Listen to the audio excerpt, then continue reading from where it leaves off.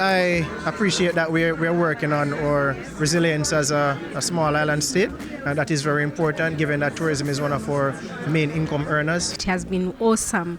Lots of information sharing, and we are glad that we came all the way to Jamaica. I'm really excited to actually go out and use the information that I've learned. It's been a real pleasure to come here and see how the two regions, in particular the Caribbean and Africa, have really come together to try to foster a spirit of collaboration.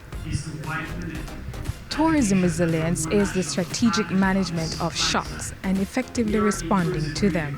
It's the focus of the first ever Global Tourism Resilience Conference.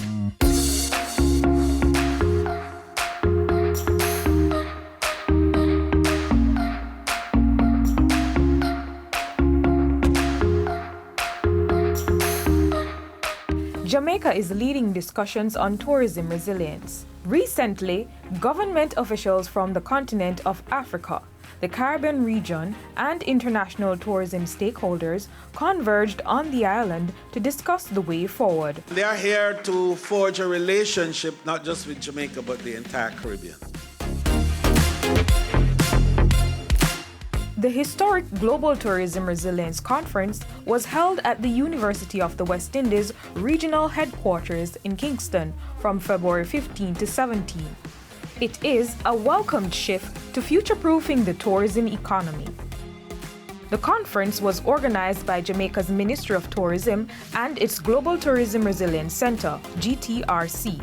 Globally, the tourism industry continues to recover from the impact of the COVID-19 pandemic, which halted travel and resulted in labor market disruptions. It is within this atmosphere of disruptions that the tourism resilience movement gathered momentum.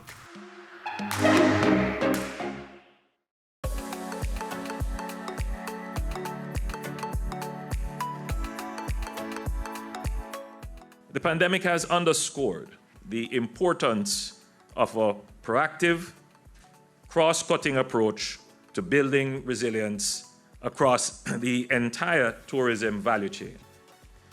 This entails integrating the latest research findings, innovations, and technology to create sustainable tourism practices.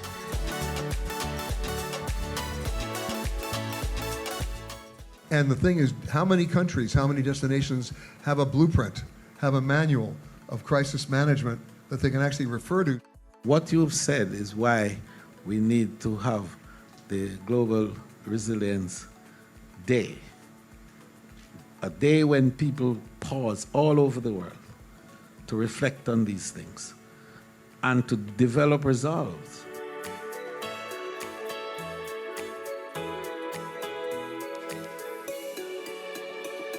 But we are also considering an incentive, a fiscal incentive package for those businesses who would want to get involved in sustainable development tourism projects.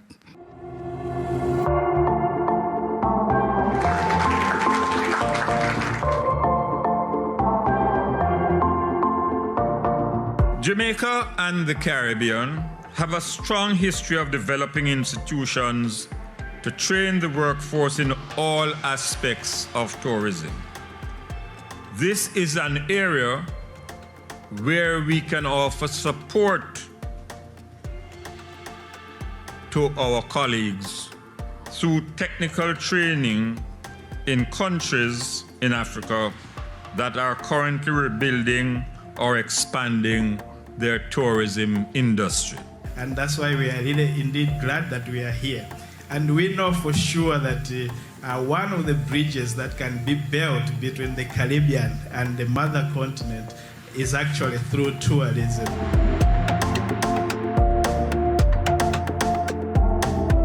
Also, we are working with several countries like Somalia, Ethiopia, Spain, and Greece to come up with strategies to support visitor economy in conflict areas.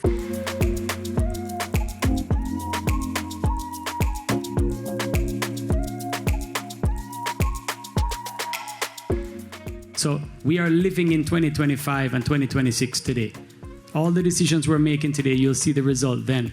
We have always talked about sustainability, but I think, as I said, it cannot be something just talk. Now it has to be in policy, it has to be in everything we do from a private and a public sector point of view. The final day of the conference also marked the official launch of February 17 being recognized annually as Global Tourism Resilience Day.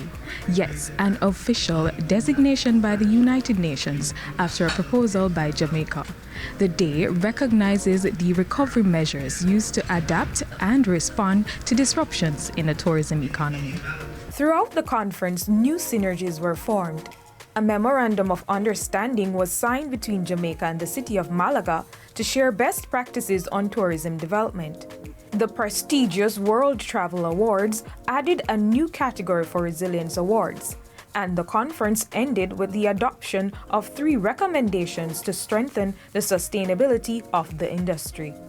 The recommendations in the Kingston Declaration are reigniting global South-to-South relations using tourism with Africa and the Caribbean, establishing a global tourism resilience fund to support tourism-dependent countries in times of crises and disasters, labor market recovery that does not leave tourism workers behind. Moving forward, I see us doing a lot more analysis, a collection of data, creating management systems, templates of what to do, what not to do. We are going to collaborate better as countries, also as continents, working together with the Caribbean bloc to develop our skills, to upskill our people, especially our young people. The level of collaboration that we are experiencing between tourism partners across the world.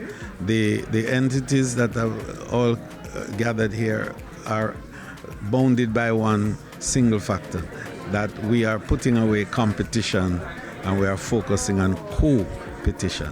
We are going to collaborate and work together to bring back the industry strong and better. A global Tourism Resilience Institute that will offer degrees and certification for a number of scholars and young people here in Jamaica, in the Caribbean, and the world virtually. This is going to be exciting. It will be the first ever institute in the world for tourism resilience. The next Global Tourism Resilience Conference will be held in Malaga, Spain on February 17, 2024.